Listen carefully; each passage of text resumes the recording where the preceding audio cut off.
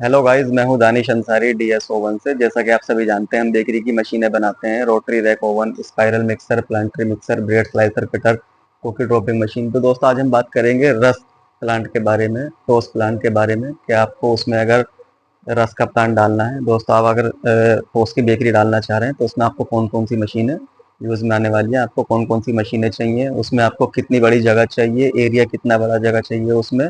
और दोस्तों, बेकरी कौन सी आपको डालनी है, काउंटर सेल की अगर बेकरी डालना है उसमें कितनी बड़ी जगह चाहिए और उसमें कौन सी मशीनें लगेंगी। और अगर आप होलसेल वाला आप माल बनाएंगे, होलसेल का जो सप्लायरों को माल देते हैं, उसमें आपको कौन सी मशीनें लगेंगी। क्योंकि ये दो बेकरी अलग अलग होती हैं, एक काउंटर सेल की बेकरी होती है, एक होती है होलसेल की बेकरी। और रस्क भी, टोस्ट भी जो है वो दो टाइप के बनते हैं। होलसेल बेकरी में जो होलसेल वाला जो आइटम बनता है, जो सप्लायरों को माल दिया जाता है, वो रस्क अलग होता है। और जो काउंटर सेल पे बेचते हैं, जैसे आप काउंटर की बेकरी अगर खोलना चाह रहे हैं, तो उसमें रस्क, उसमें जो टोस्ट बनाएंगे वो दूसरे टाइप का टोस्ट होगा, रस्क होगा। तो इसी पे हम दोस्तों बात करेंगे रस्क और टोस्ट के बारे में। आपको कौन सी मशीनें उसमें लेनी है, किस तरह की उसमें आपको जो बनते हैं, उसमें दोनों बेकरी में अलग अलग तरह के रस्क बनते हैं। दोनों तरह की बेकरी के बारे में आज हम बात करेंगे, होलसेल वाली भी और काउंटर सेल वाली भी। तो दोस्तों, वीडियो को शुरू करने से पहले हमारे चैनल को आप सब्सक्राइब कर दें, ताकि आपको जितनी भी इस तरह की वीडियो है बेकरी से रिलेटेड, वो आपको मिलती रहे। तो दोस्तों, वीडियो शुरू करते हैं। सबसे पहले हम बताएंगे इसमें दोस्तों रस्क के बारे में। जो अगर आप काउंटर सेल की बेकरी डालना चाह रहे हैं, तो काउंटर सेल की बेकरी के लिए दोस्तों सबसे पहले आपको जो जगह चाहिए होगी, वो चाहिए होगी मार्केट जैसे एरिया में। जैसे मार्केट टाइप का एरिया होता है, या बाजार होता है, या चौराहा होता है, कहीं अपने एरिया में कोई ऐसी फेमस जगह होती है जहाँ पे भीड़ भाड़ ज़्यादा हो, पब्लिक का रश ज़्यादा हो। क्योंकि वहाँ पे क्या है, वहाँ पे आपकी काउंटर सेल की बेकरी चलने के चांसेस ज़्यादा होते हैं। अगर आपने आउट एरिया में डाला, जैसे जंगल टाइप में डाल दिया, वहाँ कोई आ नहीं रहा, या हाईवे पे डाल दिया, वहाँ पे भी आपकी काउंटर सेल की बेकरी दोस्तों चलने वाली नहीं है। काउंटर सेल की बेकरी चलेगी। काउंटर सेल का मतलब है कि डायरेक्ट ग्राहक आपसे मशीन डायरेक्ट आपसे माल लेता है आके। ग्राहक को कहीं दुकान पे जाने की जरूरत नहीं होती, वो सीधा डायरेक्ट बेकरी पे आएगा। बेकरी पे आने के बाद आपसे डायरेक्ट वो रस पापे जो भी आप आइटम बनाएंगे वो खरीदता है। तो दोस्तों, इसके लिए आपको मार्केट में शॉप चाहिए होती है।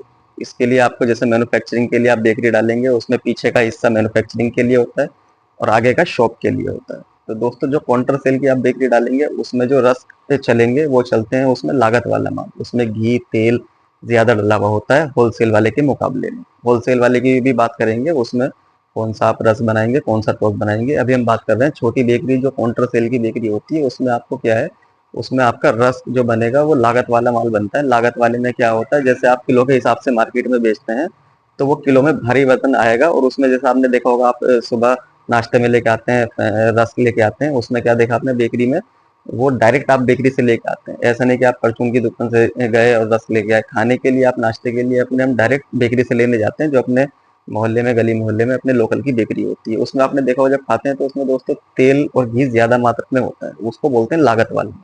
वो लोकल माल नहीं होता, उसमें लागत डली होती है ज्यादा, तो वो खाने में भी अच्छा लगता है। जो लोकल माल होगा वो आपने देखा होगा सूखा सूखा होता है।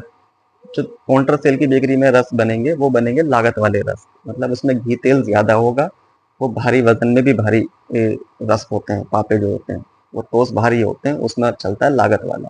तो उसके लिए दोस्तों जगह चाहिए होती है कम से कम 50 गज। 50 गज के हिसाब से हम अगर फीट में बात करेंगे, तो 20 बाई 30 या 25 फीट का एरिया चाहिए होगा, जिसमें कि आप पीछे अपना बेकरी की मैन्युफैक्चरिंग होती है, उसमें जो मशीनें लगती हैं वो सेटिंग हो जाती हैं। क्योंकि काउंटर सेल में ज़्यादा बड़ा सेटअप नहीं लगता, उसमें छोटे सेटअप लगता है। क्योंकि यहाँ पे क्वांटिटी नहीं होती है, यहाँ पे कम क्वांटिटी होती है, इसका रेट ज़्यादा होता है। इसमें क्वांटिटी के हिसाब से नहीं बनाया जाता है माल, इसमें किलो के हिसाब से बनाया जाता है। क्योंकि उसमें जो है ये किलो के हिसाब में महंगा बिकता है। जैसे 150 रुपये किलो, 160 रुपये किलो ऐसे बिकता है। और वहीं अगर बात करेंगे होलसेल वाले की, तो उसमें क्वांटिटी के हिसाब से मार्जिन होता है, उसमें मार्जिन कम होता है। इसमें जो बेकरी होती है ये वाली हमारी काउंटर सेल की, इसमें मार्जिन ज़्यादा होता है। तो इसमें ऐसा नहीं कि बहुत 200-500 किलो माल बनता है, इसमें 50 किलो, 60 किलो, 70 किलो, 100 किलो भी काउंटर वाली बेकरी में माल बनता है। तो 100 किलो भी अगर माल आपका बन रहा है तो बहुत है, 100 किलो के हिसाब से भी। तो इसमें लागत वाला माल चलता है, भारी माल चलता है,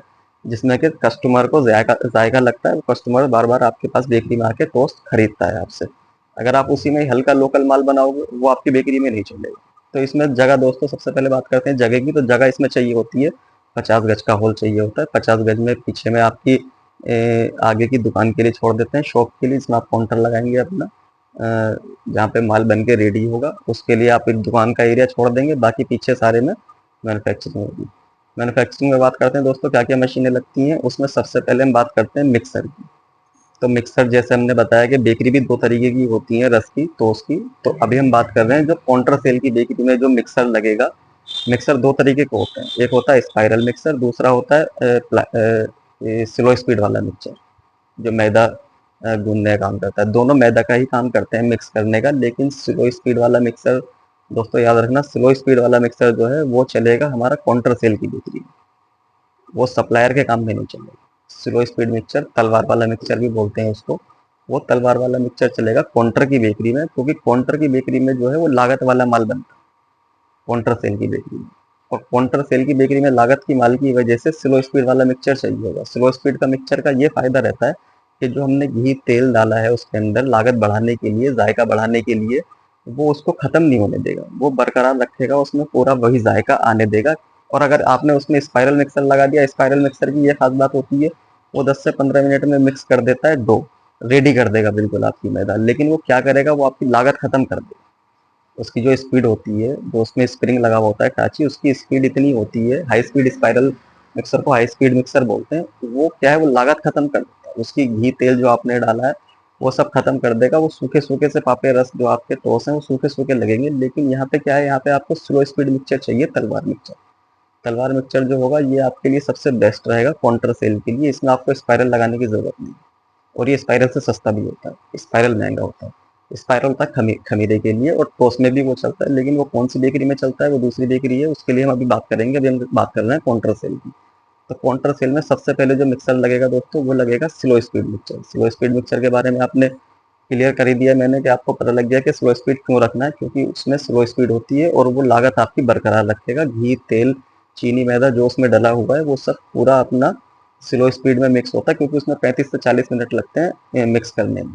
50 किलो का हो या 100 किलो का हो, उसमें 35-40 मिनट 45 मिनट लगते हैं उसको मिक्स करने में। वो आपकी लागत पूरी बरकरार रखता है, वो खत्म नहीं होने देगा लागत, वो माल को ओरिजिनल बना के रखेगा, इसलिए उसमें मिक्सर लगेगा स्लो स्पीड मिक्सर।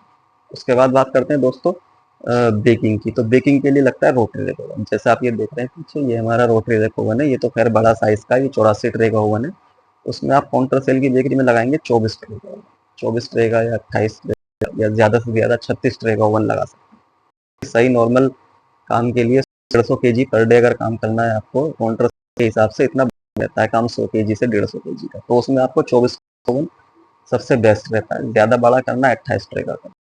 अगर आपको ज़्यादा ही लग रहा है कि भाई मुझे और बड़ा रखना है ओवन, तो 36 का कर लो, 36 से बड़ा नहीं लगता है उसमें।